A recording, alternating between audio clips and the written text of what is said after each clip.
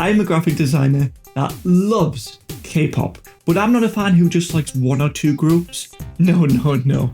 I like many groups. And so today I am going to be ranking popular K-pop group logos again, so that I can see which ones deserve all the praise they get and which ones belong in the bin. And as always, this is purely about the logo design, so if any of your favorites end up at the bottom, don't blame me. So with that being said, let's move on to the tier list. Okay, so here we are once again at my lovely tier list, and we've got the same tiers as the last video. We've got Paving the Way, winning all of the awards, just being a bit mid, flopping, and Nugu. So let's see, the first one I want to rank here is EXO. Now EXO cleverly uses a hexagon along with some negative space to create the group name. The hexagonal shape is meant to represent an exoplanet, which is just a planet outside of our solar system. And this is because EXO's concept is supposed to be that they're aliens from an exoplanet that possess superpowers. So everything ties in really nicely. Before researching this logo, I just thought that the stylization of it was quite cool. But after learning about the ties to the concept of the group, I think the logo is so much stronger than I initially thought it was. And I guess many other people thought the same thing because it actually won an IF Design Award in 2014. The logo has gone through some variations through the years, with early versions sticking close to the original concept, making the logo out of a heart and a circle. However, as time went on, they strayed away from this a bit, transforming the logo into things like speed dials, flags, and diamonds. I do see what they were trying to go for here, but it does sacrifice a lot of clarity in the process. If the use of simple shapes works so well, then I don't see why they would change it. I could easily see a set of EXO logos made from different shapes where each logo could be used for a different album or era, keeping a clean and consistent design language for the group's branding. But instead they started straying away from the idea that won them a design award, which I don't really get. Now, despite them straying away from the initial concept in recent years, I still think it belongs in Pave the Way, and that's because it's been proven to be versatile. It's actually very readable, and the creativity ties very nicely back into the group's concept. Next up, I want to rank the Red Velvet logo.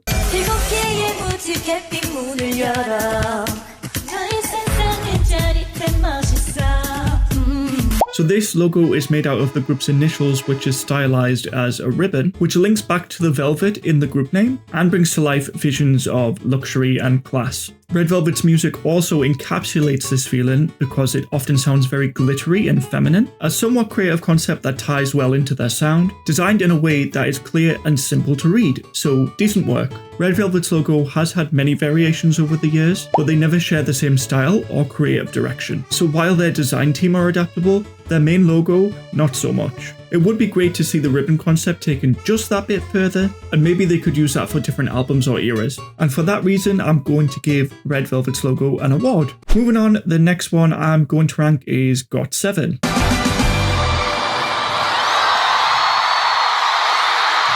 So this logo uses a bold sans serif typeface which melds the letter G and the number 7 together, which I think is quite clever and creative. They started using this logo after separating from their original company, JYP Entertainment,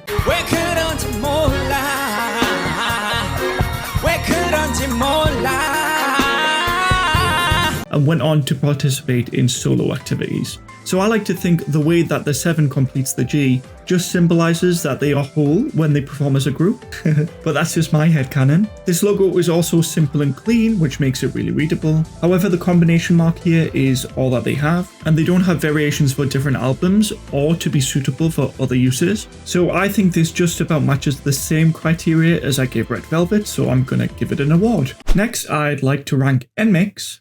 Michael Jackson, everybody! So NMIXX use a tall, sharp sans serif font with the 2 X's at the end of the group name stylized as a double helix DNA strand. It's very simple and readable with minimal gimmicks. NMIXX themselves, however, they do have a gimmick. If you haven't listened to NMIXX before, their approach that sets them apart from other K-pop groups is that many of their songs are like 2 songs in one. Usually the verses are in one style and the chorus is in another. And so I think the double helix X's are meant to show that they change up the DNA of their music mid-song, which loops back around nicely. On the other hand, they only do have this one version of the logo, so that makes it a bit less versatile. And because of this, I'm just going to put it here in the mid-tier. It's not too great, not too bad, just middle of the road. On to the next one, I am going to rank GFriend next.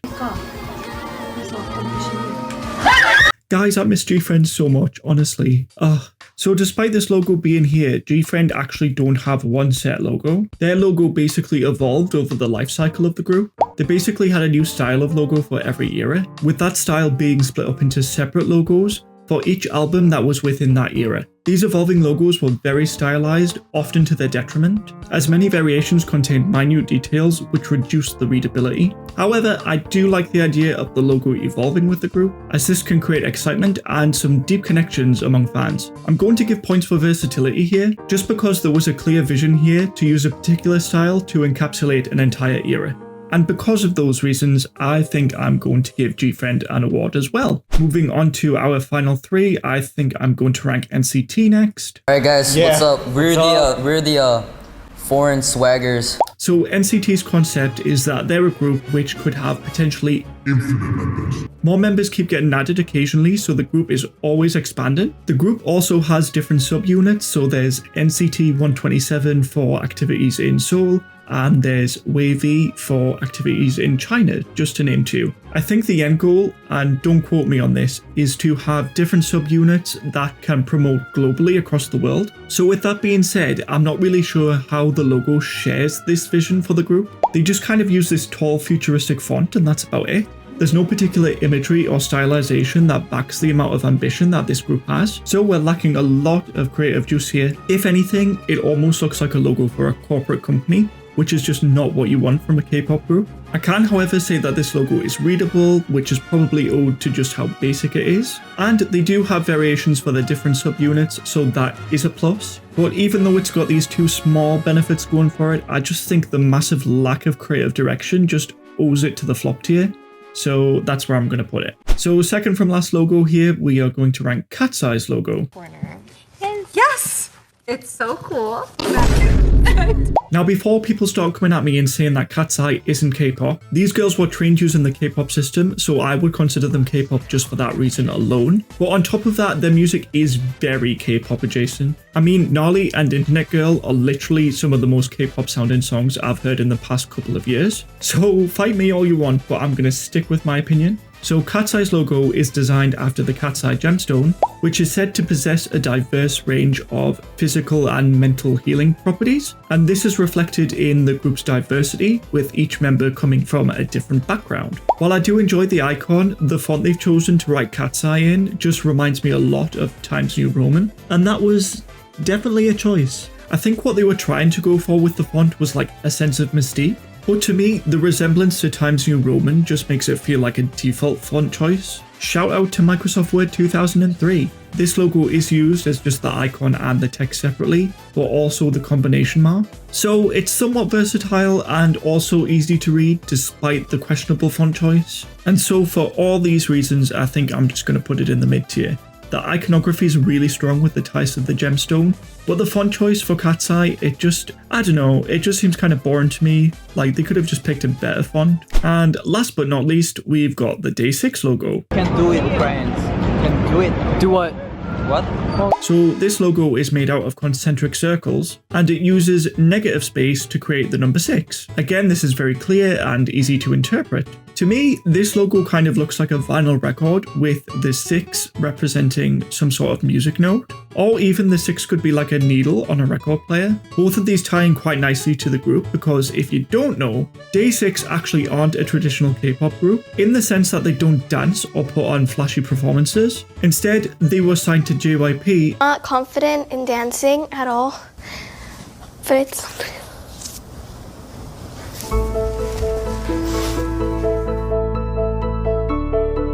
Obviously, you're not that good. As a traditional band that play their own instruments on stage, on the one condition that they wrote all of their own music. This essentially gives Day 6 like an indie artist feel while being backed by one of the biggest K-pop companies, and this is reflected in the logo with the vinyl record motif. So huge creativity bonus here. Again though, and this seems to be a trend with K-pop logos, there are no variations for use in different spaces, which makes this one slightly unscalable. So with a lack of versatility, strong readability, and a good creative direction, we will give Day 6 an award as well. So there we have it, guys. We've got the complete tier list here. This time around, we've actually got no groups in the Nugu section, which is a good improvement on the last one. I'm still thinking about how bad the Seraphim's logo is.